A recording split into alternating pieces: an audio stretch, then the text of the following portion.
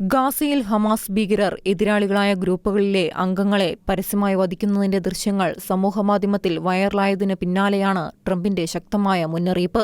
Hamas ഭീകരർ ഗാസയിലെ ജനങ്ങളെ കൊല്ലുന്നത് തുടർന്നാൽ ഞങ്ങൾക്ക് അങ്ങോട്ട് ചെന്ന് അവരെ കൊല്ലുകയല്ലാതെ വേറെ വഴിയില്ലെന്ന് ട്രംപ് പറഞ്ഞു. ഹമാസ് നടത്തുന്ന കൊലപാതകങ്ങൾ സമാധാന കരാറിന്റെ ഭാഗമല്ലെന്നും ട്രംപ് വ്യക്തമാക്കി.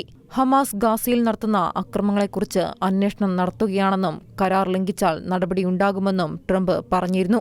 എതിർ സംഘാംഗങ്ങളെ കൊലപ്പെടുത്തുന്ന ഹമാസിന്റെ പ്രവൃത്തി തനിക്കധികം ക്ഷമിക്കാൻ സാധിക്കില്ലെന്നും ട്രംപ് വ്യക്തമാക്കിയിട്ടുണ്ട്. ഹമാസ് ആയുധം കൈവെടിയണം, ഇല്ലെങ്കിൽ ഹമാസിനെ ഞങ്ങൾ നിരായുധീകരിക്കും. അത് വേഗത്തിലും ചിലപ്പോൾ രക്തരൂക്ഷിതവുമായിരിക്കുമെന്നും ട്രംപ് പറഞ്ഞു. ഹമാസിനെ ലക്ഷ്യം വയ്ക്കുന്നത് യുഎസ് സൈന്യമായിരിക്കില്ലെന്നും ട്രംപ് വ്യക്തമാക്കിയിട്ടുണ്ട്. ഇതിനായി ഞങ്ങൾ ഗാസയിലേക്ക് പോവില്ല, ഞങ്ങൾക്ക് വേണ്ടി ഇതെല്ലാം ചെയ്യാൻ അവിടെ തന്നെ ആളുകളുണ്ടെന്നും ഡൊണാൾഡ് ട്രംപ് പറഞ്ഞു. വെടിനിർത്തൽ നിലവിൽ വന്നതിന് പിന്നാലെയാണ് ഗാസയിലെ തെരുവിൽ ഹമാസ് പരസ്യമായി വധശിക്ഷ നടപ്പിലാക്കിയത്. ഗാസ കേന്ദ്രീകരിച്ച് പ്രവർത്തിക്കുന്ന മറ്റ് സായുധ പലസ്തീൻ ഗ്രൂപ്പുകളിലെ അംഗങ്ങളെയാണ് തെരുവിൽ ജനങ്ങൾക്ക് മുന്നിൽ വെച്ച് ഹമാസ് ഭീകരർ വെടിവെച്ച് കൊന്നത്. ഗാസ സമാധാന കരാറിന്റെ ഭാഗമായി ഹമാസിനെ നിരായുധീകരിക്കുമെന്ന് ട്രംപ് ആവർത്തിക്കുന്നതിനിടെയാണ് അക്രമങ്ങൾ.